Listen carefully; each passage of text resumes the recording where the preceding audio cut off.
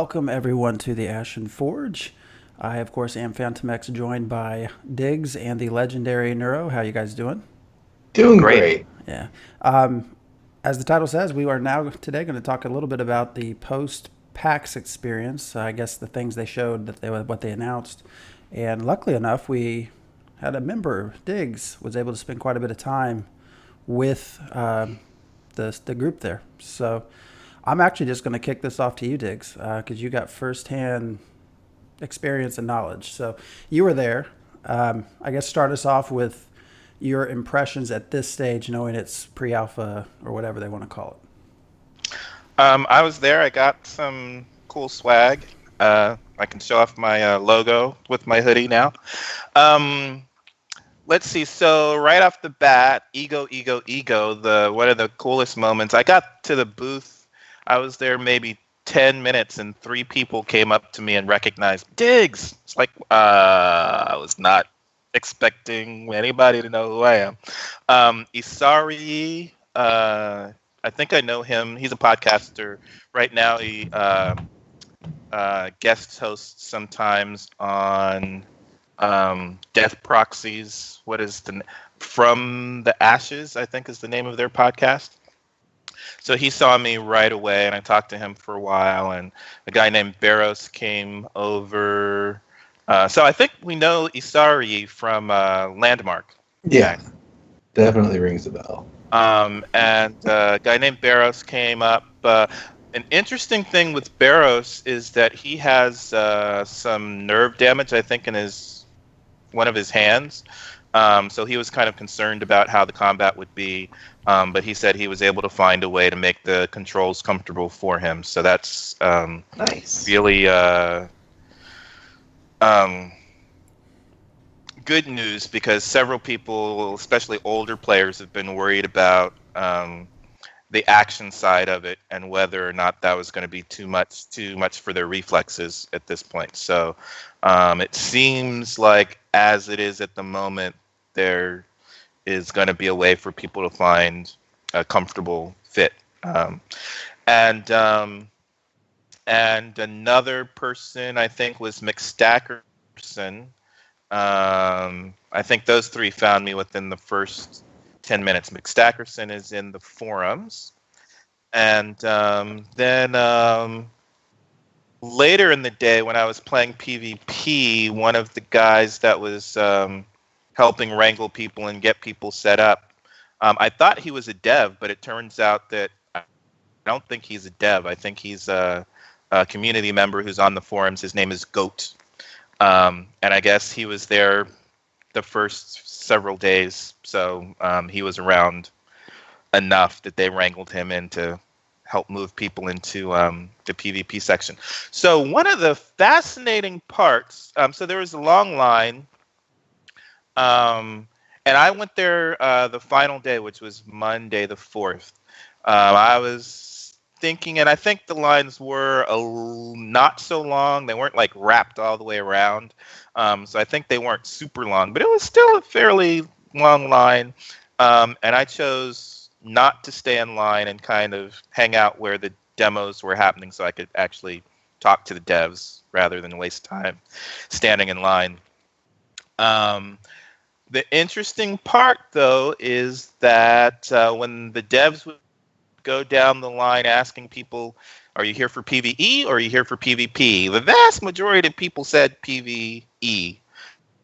And it was a little challenging for them to sometimes get enough people to play PvP. So they had 16 stations. So it was two groups of four for PvE, and then the same two groups of four for PvP to play against each other. But most people wanted to play PvE. And so the cool thing about that is lots of people played PvP several times because it was easier. You could jump the line. Basically, they would pull you out if you were interested in PvP, and then you could stay. So I ended up playing PvP like 5 times in a row, 4 times in a row, I think. And y'all know I hate PvP. Yeah, that's so, your limit for um, PvP for like a month. Yeah. Um, I was a little and, confused when you said that's kind of where you spent most of your time. yeah, right. Yes. Um, but the combat was not so bad that um, I hated it. So it was comfortable. So um, one of the fascinating things that I saw was a video later when I got back. Um, I think it was by a guy named Fever, Fevir, on YouTube. And he went through and was giving his impressions of the combat, and he said it was meh. And people were saying, "Oh, that's bad." And even he said in his video, "No, that's actually kind of good because there's plenty. It's pre-alpha, and there's plenty of alphas and betas that you play, and you're like, that combat sucks. I'm not playing that." Like I look at Pantheon, and well, Crowfall was one he mentions in the video that he hated. He played for 5 minutes and then just took it off his machine because the combat was bad for him. And Pantheon, I think, is the other one he mentioned, and I'm in agreement with Pantheon. I looked at that and was like, yeah, I'm not playing that. So it's not, it's a pre-alpha. So I think the surprise was that they even had combat and PvP, especially because PvP is often thought of as the afterthought. That's what people complain, that they spend most of the time developing PvP, and it seems like they throw in the PvP towards the end. So it was great not only to have combat so quickly after their Kickstarter, this early in pre-alpha, and have some PvP. And meh is not bad. Like, it was not revolutionarily different, and we shouldn't expect it to be because it's early in development. So they got kind of the basics down, and it was, reasonably fun to play. Okay, so what I really liked about the PvP, though, is that it's the way I played PvP in Neverwinter Online. It's my favorite way to play. It was capture the pylons, and you get more points for capturing the pylons than you do for killing people. So I basically spent all of my time capturing pylons and not trying to kill anybody. And even though it's tab target, it felt like I was able to break the tab target, or either they would cycle off in order to move to a different ability. And so I was able sometimes to run past the range of their connection.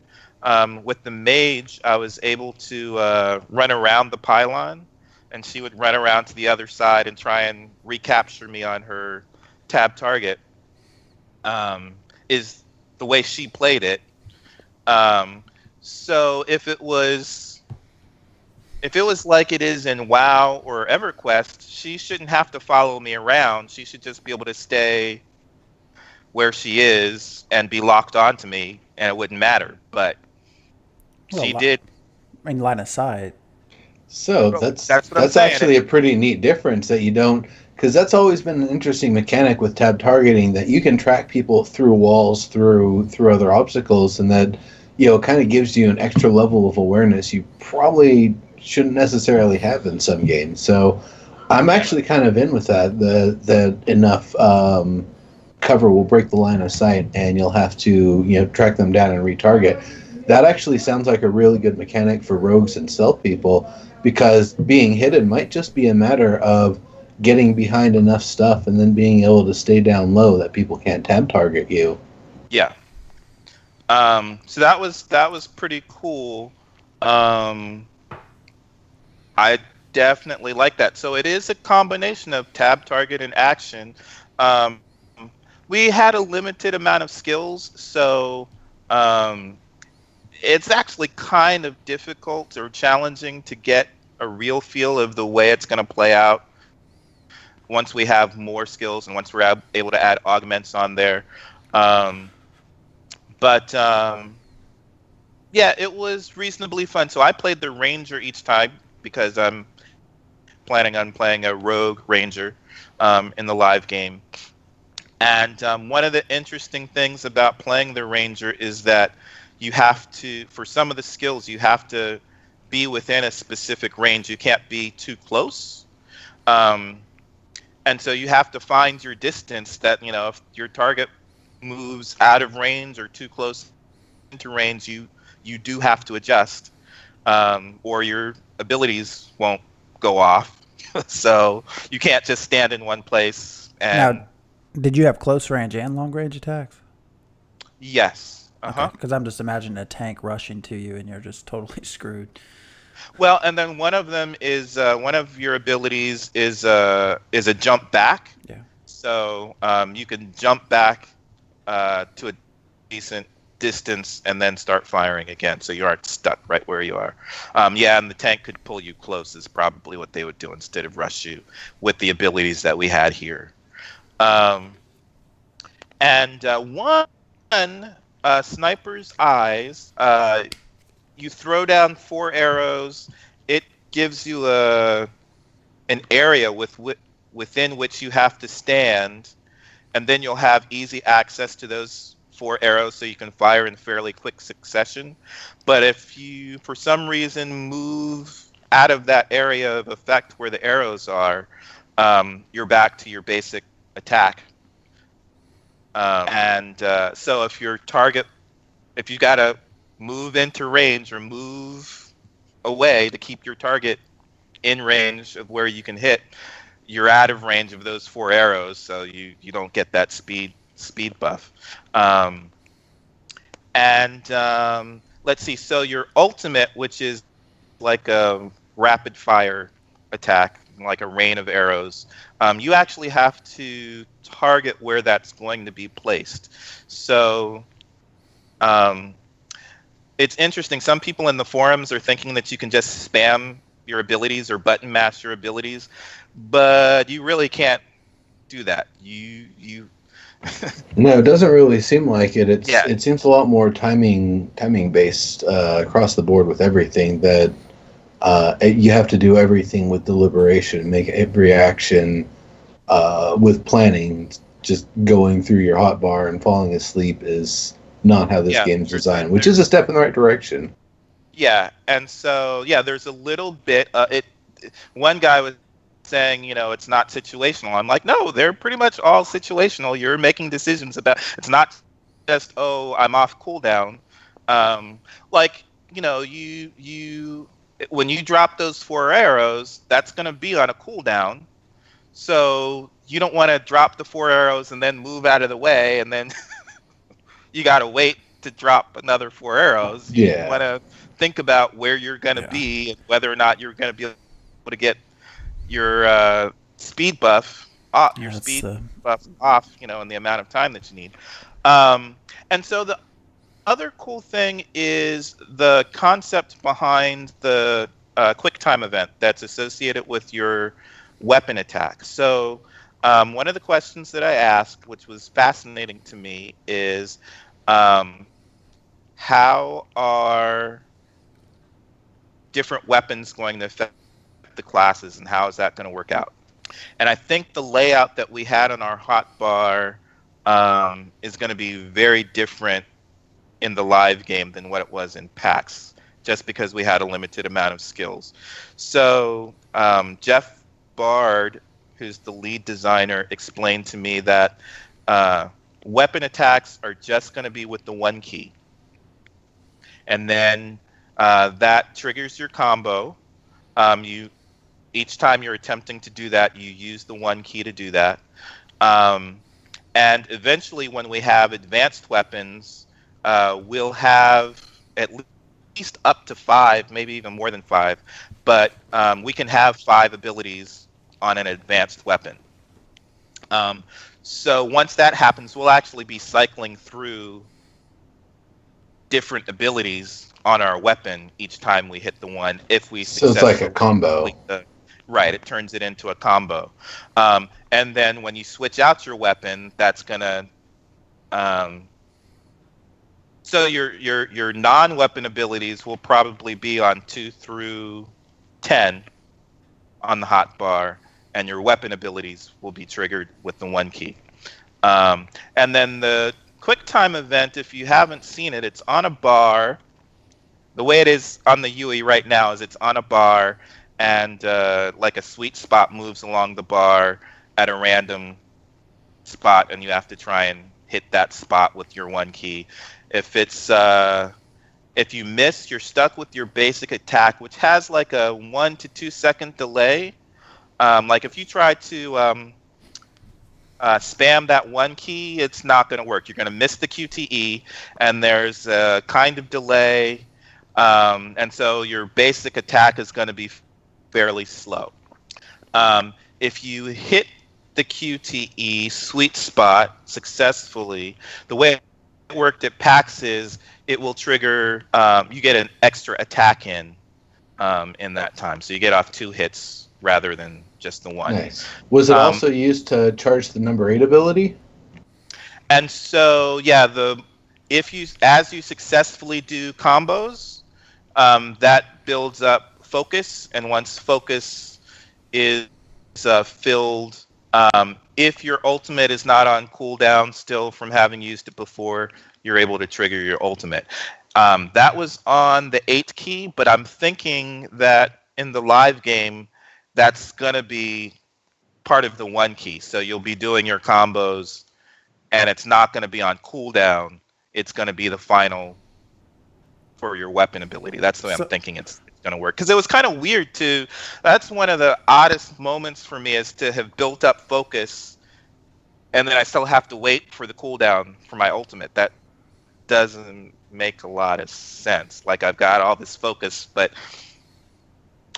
I just got to wait. Timing. How hard was it to actually hit the sweet spot? Because I was watching the video today, and it seemed like Steven missed more than he hit. And I didn't know if that's lag or if it was just actually that difficult. Now, he was playing a mage, and you were, of course, ranger. And the different classes have different widths for the sweet spot. So I think the tank had a very wide sweet spot compared to what the ranger and the mage had. So I think it's easier for them to hit that sweet spot than it is for the tank than it is for the mage or the ranger. So I'm trying to think of, because I explained it and I don't remember exactly. It's a little fuzzy. So how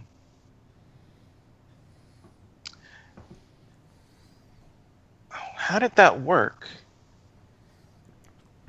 I don't know. Because there was one way that I played it, and it was like I always felt like I hit it.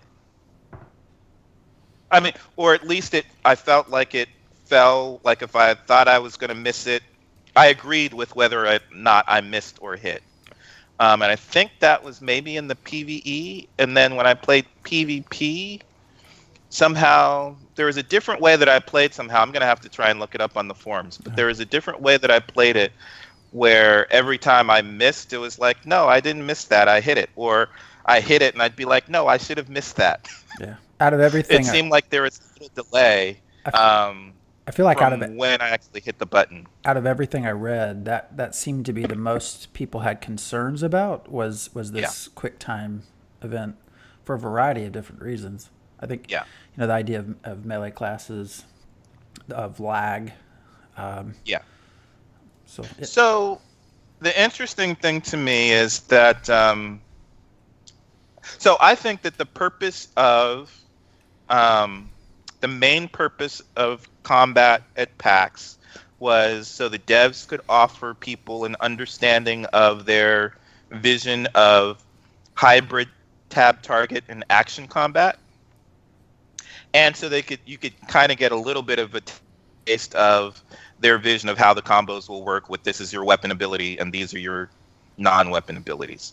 And you get a little bit of flavor of the quick time event, but again, they aren't expecting the combat to be perfect. They're just happy that they can have combat, and both PvE and PvP, they can demo both. A lot of people on the forums are thinking, oh, it's crap. They have to scrap everything, and they need to just get rid of the quick time event, and it's a failure. They need to get rid of it now. And I'm like, well, we know it's not a failure because the lines stayed long. People were willing to play PvP over and over and over again.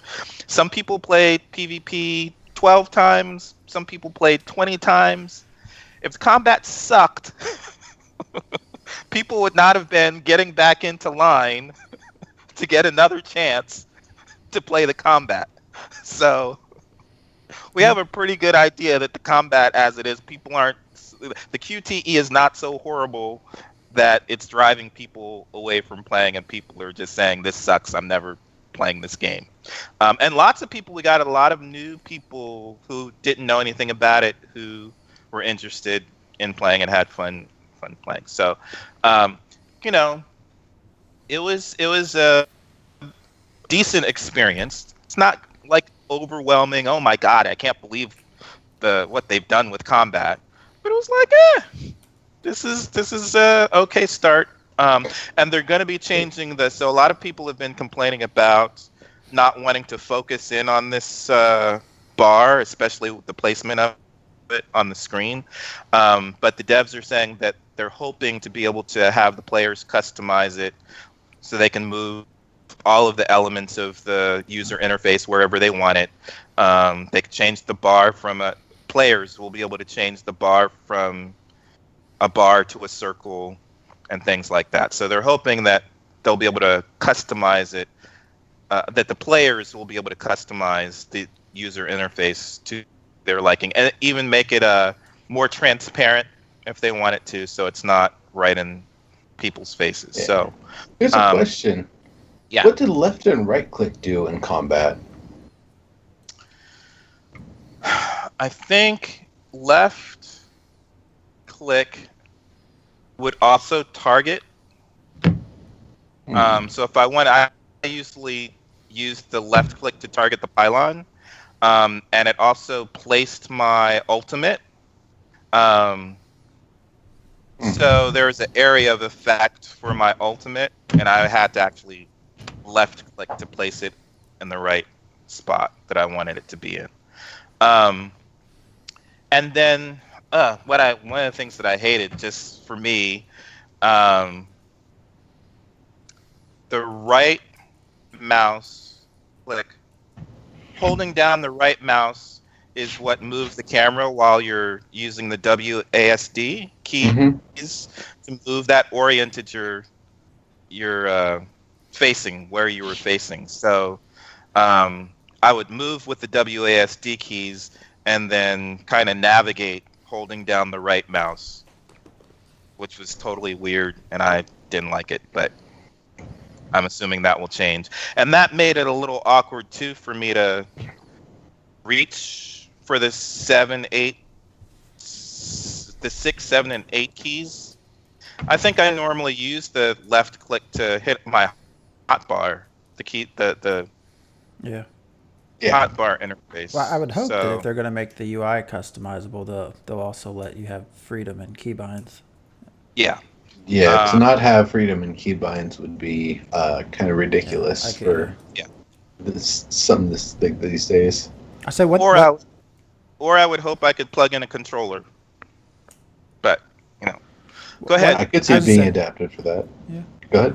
I just watching the video today of them playing. It looked like the mage was able to move, kind of free move while casting.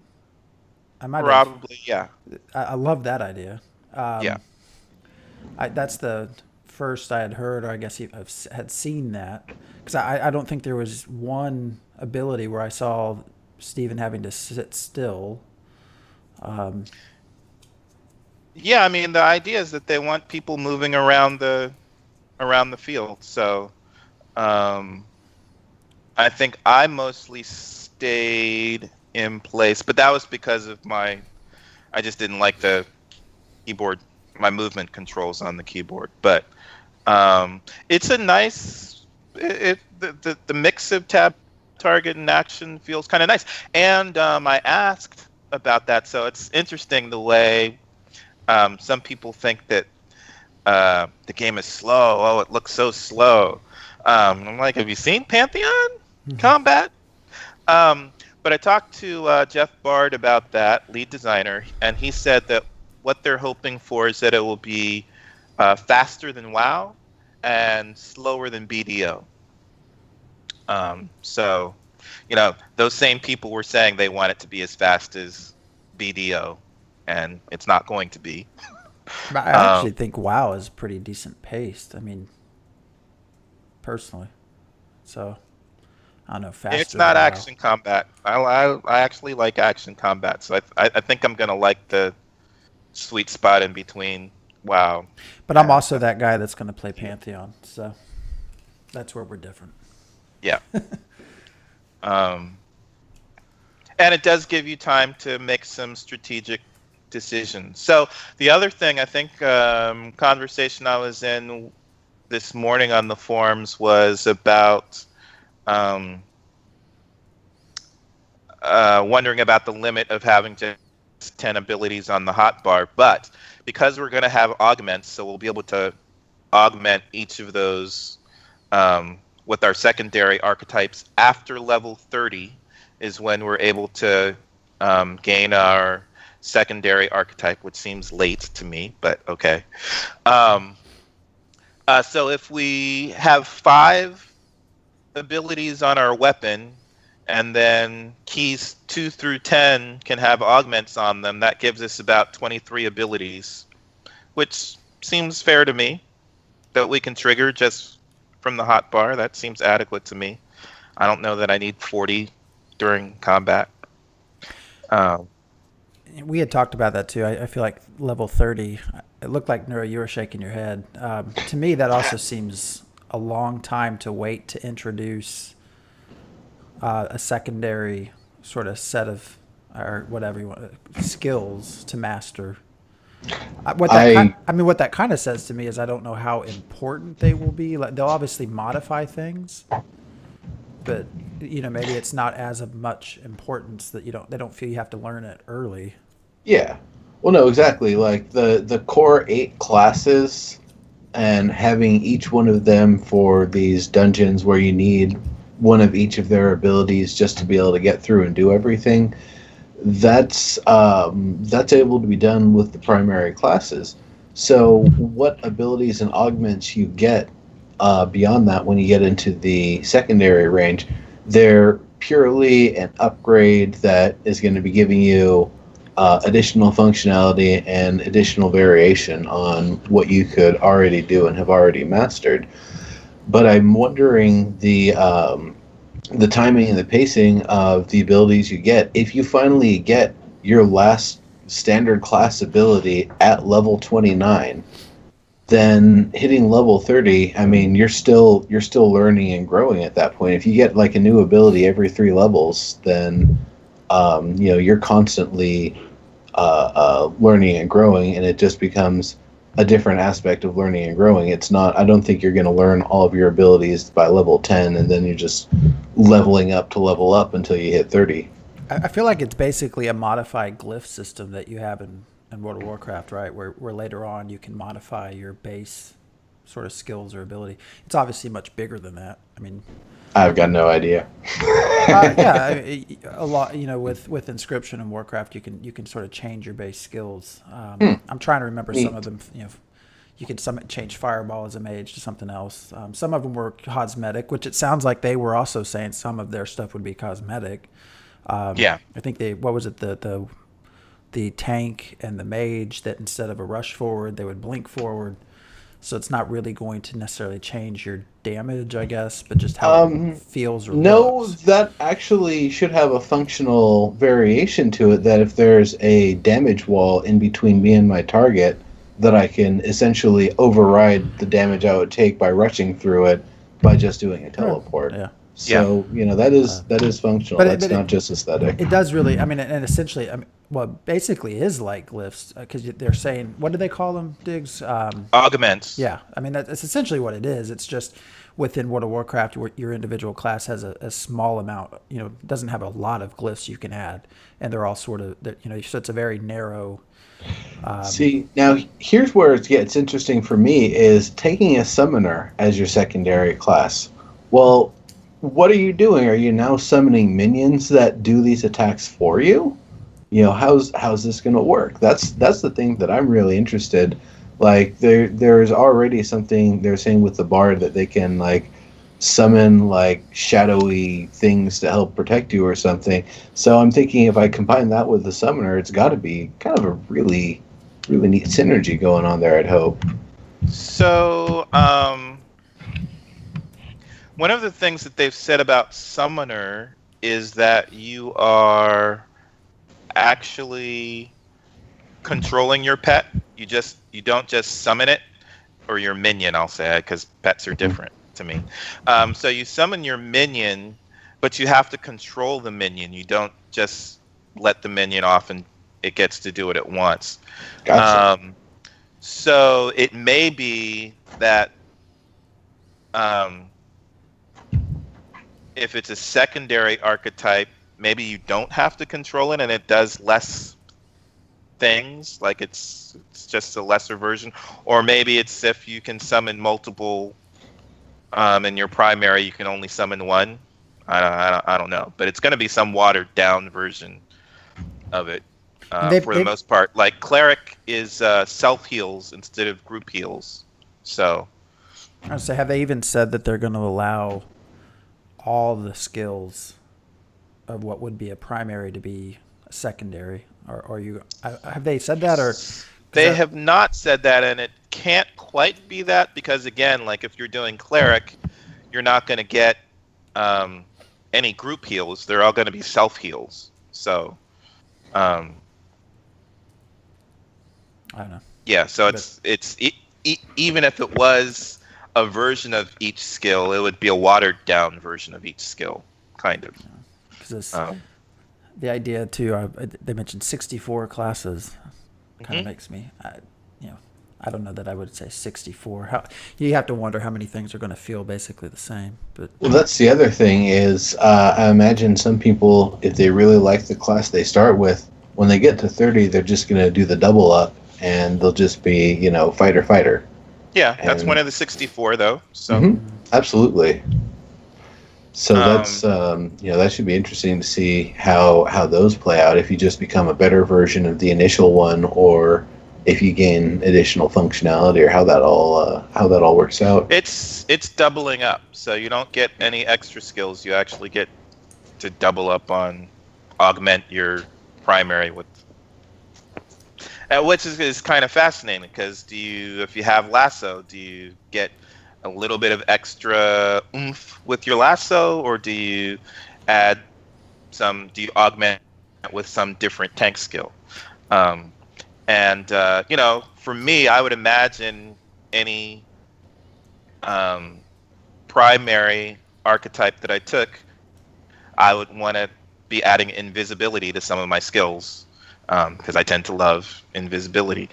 And that would make a difference between any primary archetype, a fairly significant difference, I would think. If after whatever attack I can trigger invisibility, which is a possibility, that's a significant difference, enough that it would probably feel like a different class. I would definitely want that.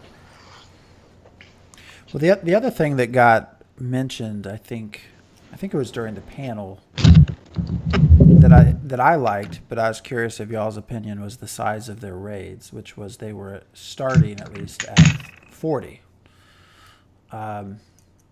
which is large for modern day raids. I actually love the idea. Personally anyways, but that's coming from, again, an EverQuest sort of, the reason I enjoyed that was the idea of you just grab your guild and go. There's a target, if there's 20 people, there's 30 people, there's 50 people, let's go and take it down, versus, we have 28 people, so we can only do, we're only going to do one group of 20, or we're going to do two groups of 10, and 8 people have to sit out. So I like the idea of more. I actually wish there was no limit, but I can see where trying to design encounters where there's no limit could be just incredibly painful to do. Yeah, we there was a question I saw last night in our Skype about first hit tagging, like locking people out, I guess, after you do the first hit, which I don't think is going to be a thing in Ashes because I put the example in the Skype this morning that when you have a spider demon or a dragon come and attack your town, everybody who's in the town is going to jump together and try to defend the town, and you're not going to be worried about whether you're in the same group or in the same raid, or it's just everybody who's there is who wants to defend is going to defend. And Jeffrey Bard did confirm that when I spoke with him at PAX that, yeah, he didn't specifically mention tagging and locking people out, but I said, yeah, you can't worry about joining a group when you're defending the town. You just gotta. That was part of his answer, Nero, to your question about soloing. That if you're soloing and there's a group, you just all do that content, and it doesn't necessarily matter whether or not you're in that group. You gotta save the region or tag save the along town or whatever. Anyway. Yeah. So I don't. It doesn't seem like tagging or fits into this game design as far as I can tell. Cool. So it almost sounds like sort of Warhammer Public Quest, I guess, where you can either join up and whatever percentage you do, you get a reward, or I guess in this scenario, you could just kill everyone from the other guild and then take it, potentially. But the nodes are tracking whatever we do, so it should be able to, whatever we do in the region of the node gets XP from whatever we're doing, so it should be able to track our damage and all of that stuff, and then give us rewards appropriately. I really did enjoy the using the utilities. I mean, I can't wait until we have more. But so I had a question about that. So, one of the things, watching them do the playthrough today on the live stream, and you guys probably you will know better than I as far as just previous work with games, but it seems like it would take a lot of development time because they ran a very narrow example of here's a cloud, and the cleric gets rid of it, or the mage shows these islands that you can jump onto. It seems like to put all of these different things out into a very open world, seems like it would take a lot of effort and a lot of time as to where to put things, because I don't imagine that could be randomly done. Yeah, it could. Oh yeah, procedural roguelikes have really advanced gating systems these days. There's really no different applying it to a large-scale MMO. Yeah, that kind of makes sense. Yeah, that was my thought, because it's just a study of gating mechanics, to be perfectly honest, and that's like old school. We started with that in the 80s. So yeah, I think it's on the technical side very doable. In fact, it can be done dynamically. You can have basically sockets throughout the dungeons where you put in some sort of generator of a type of trap that you have to overcome with a special ability, and they can rotate them. Well, they can switch them out. And I could see in dungeons, yeah, but I mean even in the open world, because it seemed like they were out in the open world that it seems like that part of it to put in. Yeah. Would be time, so you could still procedurally generate it out above. Oh yeah, definitely. You've got a swamp. Okay, so there's a chance that every so far or whatever in the little sockets that are set up, a gas cloud generator will appear, and perhaps some enemies that are immune to it will attack out from within it. So you need to clear it before you can actually go and engage them. Yeah. Yeah, it's totally doable. I don't know what their backend and infrastructure looks like. But if they were planning to do that from the start, yeah, they're able to do it. Yeah. Cool. If that's the case, I start questioning why other people haven't done that. I mean, it's fairly. I mean, because we're just getting into the age of procedural generation, so I think we're on the beginning wave of that. So I think we'll see more of that stuff as we come along. Go ahead. I was going to change subjects. I don't know if you had something else. I was going to say one of the other things that I liked from their panel they gave, one of the answers, I think there was a question about, can you hear me? Yes. Okay. There was a question about the nodes and what do you lose exactly if your node is destroyed. And I actually really liked the answer they gave, which was essentially, if you have a freehold, you keep your belongings or something, you keep a template or something of what you built. You obviously lose your citizenship, you lose the node, but you can go place that somewhere else. I really like that answer. Because like I said, this mix, we've said before, this mix of PvE and PvPers, I mean, you're going to quickly turn people off if the risk is so high that they lose everything. And they lose it because they're sort of forced into a PvP situation that they're just not typically comfortable with. So I really like that answer.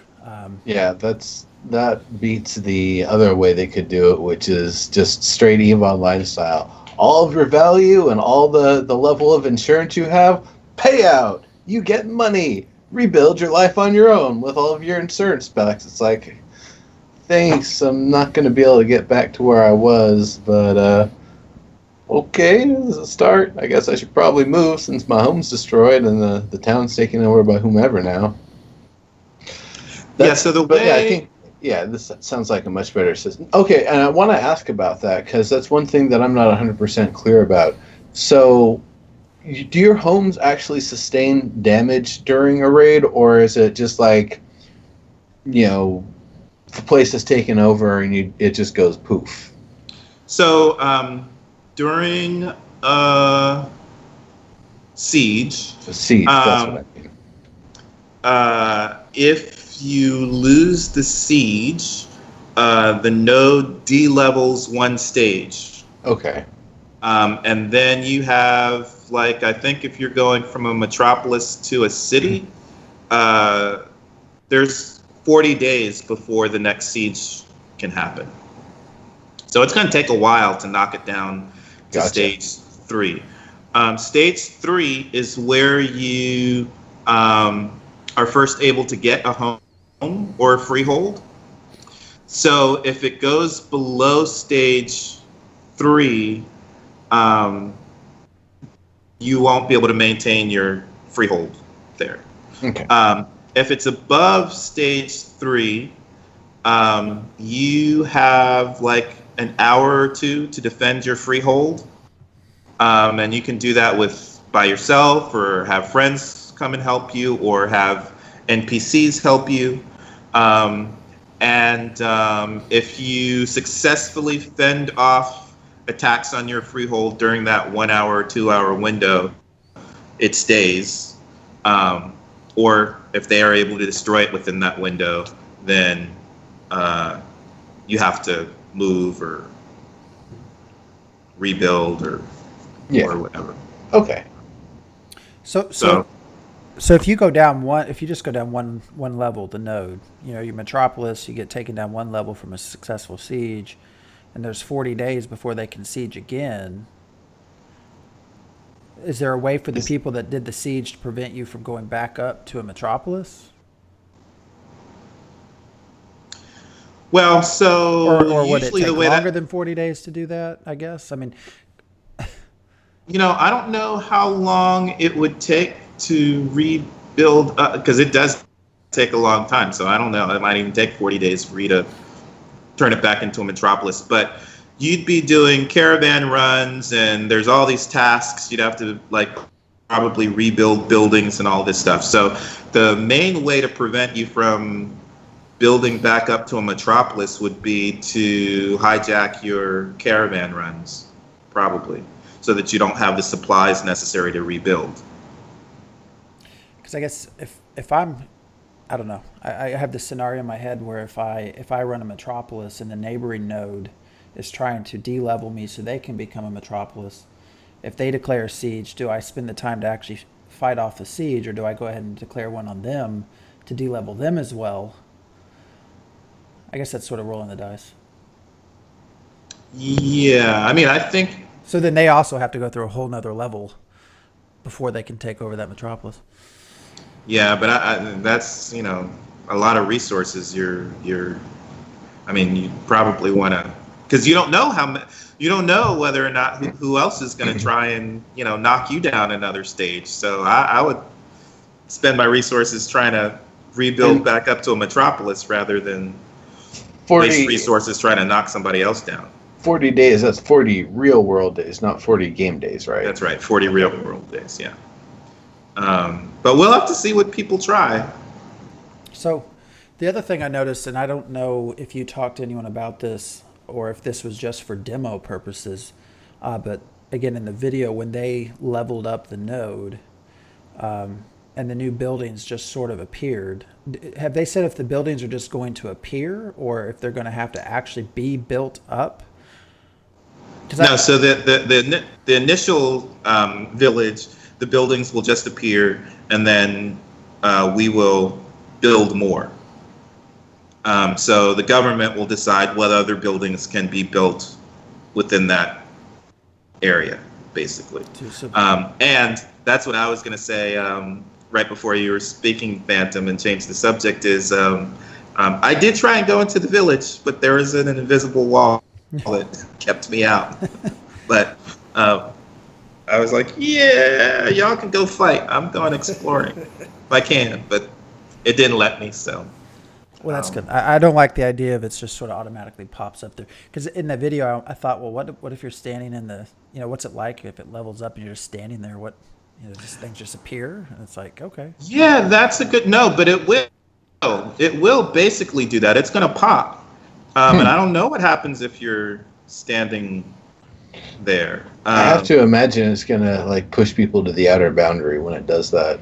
Or if you're inside, it pushes you into like the courtyard or something. If you're in a unsafe area, they'll figure it out. It's not hard. That's a great thing to test. I hadn't thought of it, but it's definitely on my checklist now to see what happens.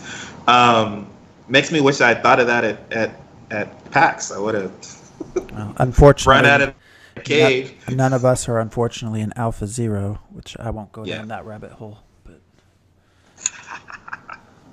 none of us are in yet. We could do raffles or Discord or I don't know. I don't really care that much.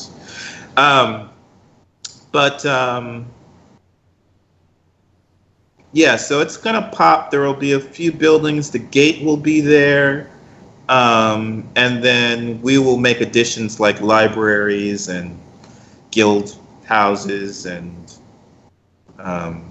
temples. Things like that. We'll make decisions about adding those, getting those built. And the caravans, we'll have to have successful caravan runs to gather enough resources to build those buildings. Now, I know you were there. I was not. However, I have to say, after watching everything I've watched, I do sort of have a renewed sense of excitement in some of the ways they're going. I have to say, it seems amazing that they started development on this February of 2016. By all accounts, most of their employees seem to be, or at least were, artists. And here they are with a demo, not less than 2 years later, getting ready to start some sort of basic alpha less than 2 years later. Seems amazing. So right. And I actually start to buy into, I guess drink some of the Kool-Aid on that panel when they said, well, we have a very clear focus. Like, this is what we have to do and we know we can do. And that's why we're getting everything done. Right. And there's a few things with that is that they aren't, and that's why the gameplay for the combat wasn't revolutionary, because they're not really trying for revolutionary design. They're scaled back a little bit from EQ Next, so they're not trying to reinvent AI. They're not trying to do a bunch of crazy stuff. And they kind of hinted at voxels today in the live stream, the digging underground. They said no, that's too technical. Right. We're not doing that. Right, exactly. Yeah. They're scaling that back into more reasonable chunks.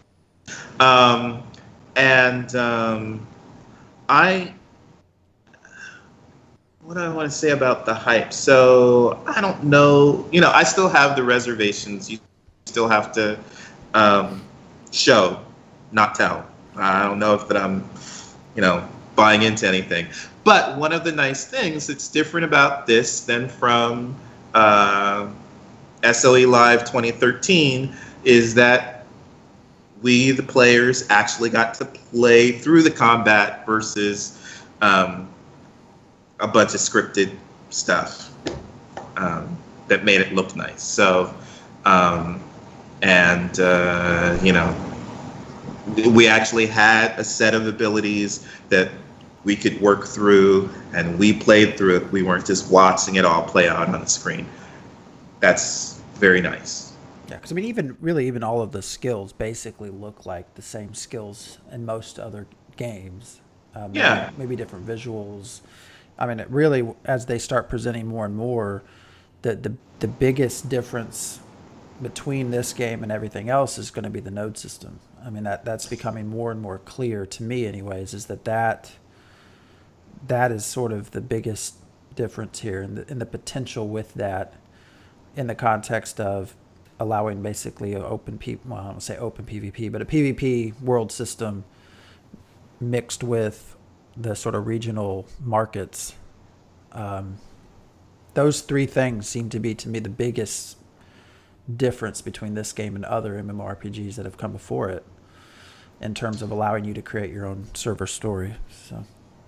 Yeah, I mean, I liked the wall that the tank was able to summon.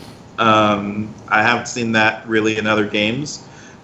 We were hoping to have that. We saw that, in the EQ Next demo as a scripted thing, but it was nice actually being able to play through that ability. They did not show that. The mage didn't have access to that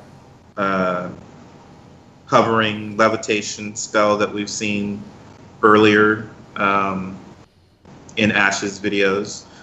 So I'm not used to seeing that in combat, which will be great if we get that. So I think they will have some things. We just have to see what they are. It was limited. That's fine. I'm not. Again, I was just happy to see combat, not anything. Here, we all live through the EverQuest Next combat. Like, here it is. Oh, what is this? Yeah. Going back to the idea of having a very clear plan, I think is great. That the trade-off to that also keeps me a little bit worried is there's only one decision maker. How much does that person listen to everyone else? So, because I feel like a lot of the decisions. Here's the thing.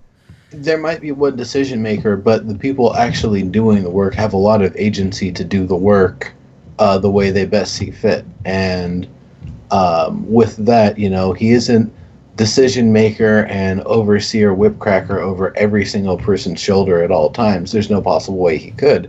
It's one of those things where someone in a leadership role really has to put their faith in their producers and their team leads to execute the vision as they've dictated it and as it's been agreed upon by the design document.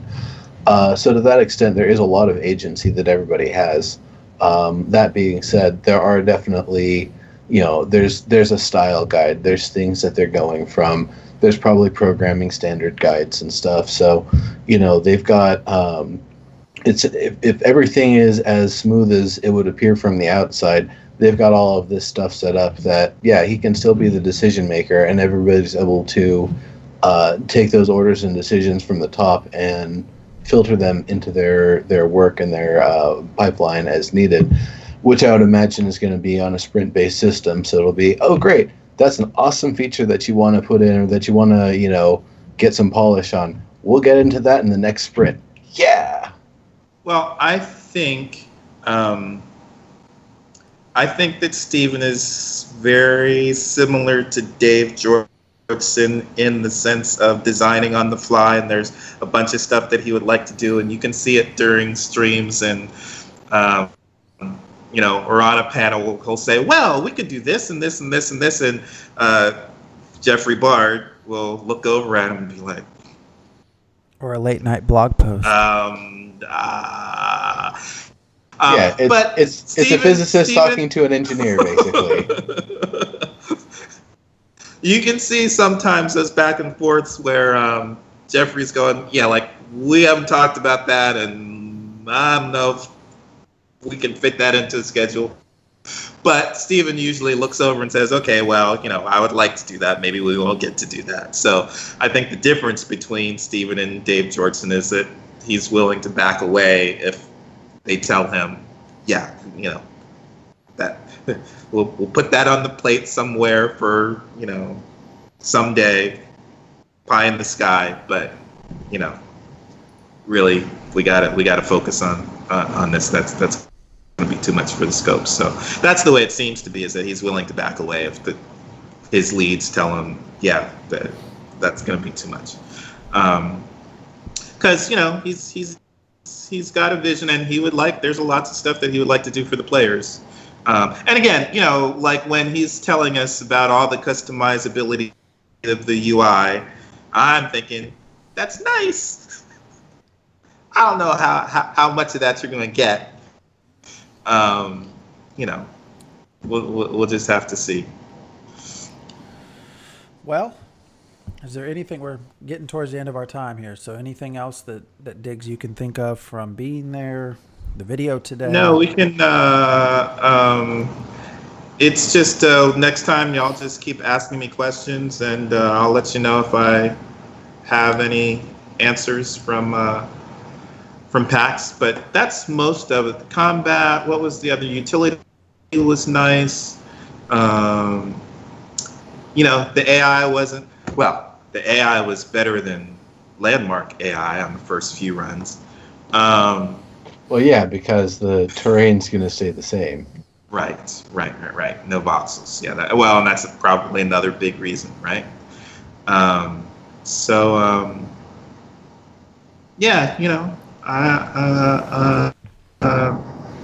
What was your feeling? Has your feelings changed based on what you saw at PAX Neuro, or is it about the same? In regards to what in particular? Just anything. So after looking at PAX footage, did you change? Oh yeah, wow! Now I'm more excited, or is it basically Because I think I'm kind of at this point. Yeah, I have to contain and be reserved with my expectations and excitement about any game that's 1 to 3 years out, depending on development schedule and timing and hiccups and other sorts of things. So, the fact that they're actually showing a demo, that's one of the big things for me these days. If I see like some sort of a roguelike platformer or something that has a demo that I can download and play, I pretty much just instantly buy in on the level that'll at least get me a copy of the game. It's, I like them. They come through. Once they come through, I play the hell out of them. I enjoy them. Like I have a pretty high success rate with that, so I have a pretty good idea when I play one that I can be, know that I'm going to be able to play something that I enjoy. For this, I didn't play the demo, but the fact that there is a demo, the fact that it's in the state that it is, it's as playable as it is, some amount of that I attribute to the team and their capabilities.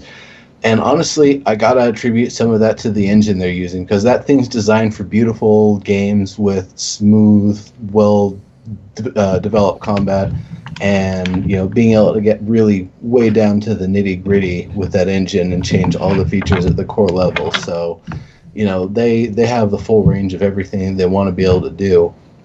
And with it, there's a lot of features that really help speed up productivity and the ability to kind of reuse stuff from character to character and item to item. So I think it's a combination of the two, that they picked the right tech for the job, and they've got some amount of the right people. And honestly, saying that they have a ton of artists, it seems like a really good thing to me, because not only are you not going to ever run into that problem where you don't have enough artists to be able to handle the situation, but artist covers a lot of things. Artists could also be doing a lot of their level design. Like, level designer might give them just a basic layout, and it's like, all right, it's up to you. Art this thing up, and then we'll come through and give it a pass. Any adjustments, I'll hit you up about, and then give it a final polish, and we'll call it a dungeon. And if you've got level designers that are specifically working with a large team of artists to do that, the designers can get the levels out there really quickly. It's actually building them out that takes the longest time. So if they can, work through it with an artist a lot faster, they can get the stuff out there a lot faster. So there's, really a lot of benefits to having a really strong art team and, being able to enable them. Also, all of your user interface stuff, all of your special effects, your animations. Like, it sounds like they've got a lot of animations they're going to want to deal with, a lot of special effects to deal with. So again, having a massive art team, it's one of those things that you could throw more engineers at the situation. You end up with something like Spore, over 1 million lines of code and like tens to hundreds of thousands of lines of deprecated code that just need to keep on like snipping every year. And that's not a good scene. So the fact that they've got it more focused, that they've got, artists, technical artists, environmental artists, etc., animators, special effects, doing a lot of this sort of stuff, it's reducing the amount that you have to rely on engineers to be doing this stuff and designers to be doing this stuff, game designers. So it really does seem like a good approach, to be perfectly honest. And to that Probably extent, also helps that they've got lots of people from SOE who have experience, but also experience working with each other. Too. And they don't have to worry about Forge Light. They don't have to worry about Storybricks. They don't have to worry about any of these other outside things. It's all something that's well known and well documented in combination with systems that they are making firsthand, first party, knowing what they're doing from the start. That all really, really helps out compared to what ended up happening with EQNX Landmark. Go ahead. I was going to say, I will always probably be pessimistic. That's just sort of my approach to a lot. Hey, that's totally fair. That's sort of my approach to what I have to do at my job. So that's sort of what I take into these things. I will say after seeing this, I like a lot of their decisions. And then the other thing that I really like that gives me a lot of hope, I guess, is again, like Nura was saying, the fact that there is a playable, and you were saying, Diggs, a playable game. I don't think a lot of people realize. EverQuest Next, we never saw gameplay footage outside of Landmark, which was EverQuest Next. The minimal things we saw were all scripted, and I don't think people realize that. I don't know. The 2013 stuff looked like it was straight out of the PlanetSide engine. Like, it looked like they just took part of the continent Indar from PlanetSide 2 and threw some lion dude and armor into it. So the fact that we're actually getting, Diggs, you went and played the game, literally played the game, and can tell us how you think, what you think about it, and the fact that you're doing that again less than 2 years from when they started, it's hopefully a good sign. So I'm happy that Matt Broom is an artist on the team. He was on H1Z1. Two of the junior artists were on one of the first days at PAX on the live stream, and they leaked a little bit of information about the diversity for the races. So the Vec are going to be based on Mayan culture, and that's one of the orcs, and the Renkai, are going to be based on Japanese Eastern culture. So I like hearing about that. And I think there was something else they kind of leaked, but I can't think of what it was right off the top of my head. But one of the fascinating things to me that I saw this morning, the Ashen, what's the name of their, From the Ashes, the guys on From the Ashes were saying that they are super, super hyped and enthusiastic and optimistic because of PAX, because everybody, all the devs at PAX were so passionate. I'm like, well, and they were nice, and it seems like they get along well. Well, together. yeah. I mean, how many times are you going to walk up to a table and they're going to be like, "This game's shit. You don't want to touch this. Just walk away." Well, and I'm like, but the EQ team was like that. The Landmark team was like that. You can have all kinds. designers and the gamers like being able to design games and develop games. So that's the fun part. If you get to do that, you're going to be pretty happy. All the teams I've worked with, the people have been passionate about the game, and we got along. That's not new. Whether or not that helps you actually release the game, well, that It's good. It's good just so long as you can keep out the feature creep. Right. But that's all a combination of does money run out? And I mean, even the Kingdoms of Amalur team. They were happy. They were passionate. They were great. So we're getting one of the